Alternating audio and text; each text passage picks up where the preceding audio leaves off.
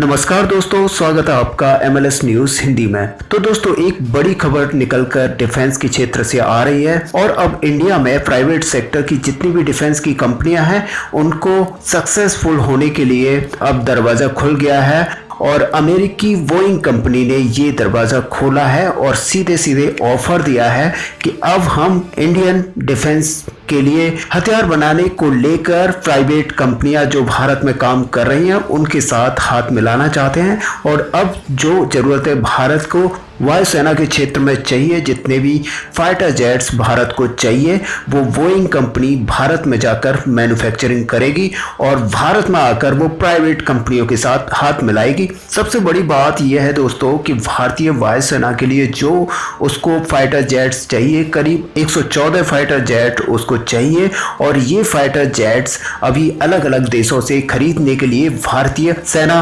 बात कर रही है। और वो दोस्तों अमेरिका से भी खरीद सकती है, साथ ही फ्रांस से और यूरोपियन देशों से खरीदे जा सकते हैं, लेकिन अभी तक इस बारे में कोई डिसाइड नहीं हुआ है। इसी बीच बोइंग कंपनी का ये बड़ा ऑफर आया है और सीधे सीधे बोइंग कंपनी का कहना है कि वो भारत में आकर ही अपने ये फाइटर जेट्स बनाएगी और सेना को सौंपेगी, लेकिन उसने शर्त सीधे सीधे रखी है कि वह प्राइवेट कंपनियों के साथ हाथ मिलाएगी और प्राइवेट कंपनियां ही उसको मैन्युफैक्चरिंग करवाएंगी। वैसे दोस्तों आपको बता दें कि भारतीय जो गवर्नमेंट है वो भी चाहती है कि प्राइवेट सेक्टर की कंपनियां इस क्षेत्र में आगे आएं और बढ़ चढ़कर हिस्सा लें और ज़्यादा से ज़्यादा प्राइवेट कंपनियां इस फील्ड में आकर सेना के लिए काम करें। और सबसे बड़ी बात यह है दोस्तों कि प्राइवेट सेक्टर की कंपनियों को जो अमेरिका ट्रांसफ़र करेगा टेक्नोलॉजी, एक वो बड़ी बात होगी जिससे भारतीय प्राइवेट कंपनियों को टेक्नोलॉजी का फ़ायदा मिलेगा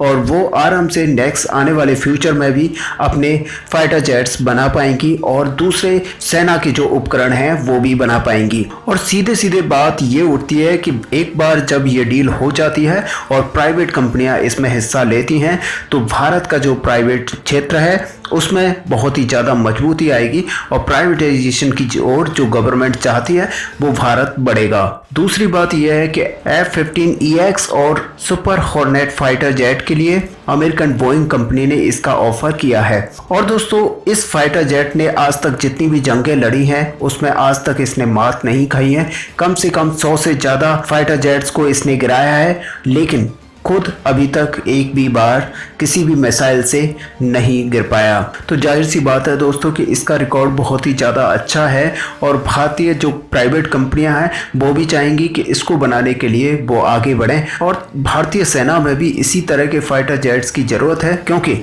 अगर बात करें इसके जस्ट अपोजिट में राफेल विमान की तो वो भी एक अच्छा ऑप्शन है। तो सबसे बड़ी बात यह है कि F-18 और F-15EX अगर भारतीय कंपनियां लेंगी तो सबसे बड़ी बात यह है कि अब तक वो भारत में यूज़ नहीं होते, तो उनके लिए अलग से ट्रेनर और ट्रेनिंग कराने की ज़रूरत पड़ती है जो कि बहुत कॉस्टली होती है, जिसकी वजह से भारत को अलग से खर्चा उठाना पड़ सकता है। और साथ ही ऐसे अगर डिपेंडेंसी ज़्यादा बढ़ाई जाएगी तो वो भी एक अच्छी बात नहीं है। इसीलिए अगर राफेल को भारतीय सरकार लेती है तो उसके लिए ज़्यादा प्रॉफिटेबल हो सकता है, क्योंकि ऑलरेडी कुछ राफेल भारत में आ चुके हैं और उनके साथ ही हमारे जो पायलट्स हैं उनके साथ फैमिलियर हो चुके हैं। और वैसे भी दोस्तों फ्रांस जैसे दोस्त के साथ हमारी एक एडवांटेज यह है कि कल को अगर अमेरिका से कोई भी रिश्ते खराब होते हैं तो अमेरिका सीधे सीधे वहाँ पे पार्ट्स देना बंद कर देगा। और जैसा कि बातें चल रही हैं कि S-400 को लेकर अमेरिकी सैंक्शन लग सकते हैं,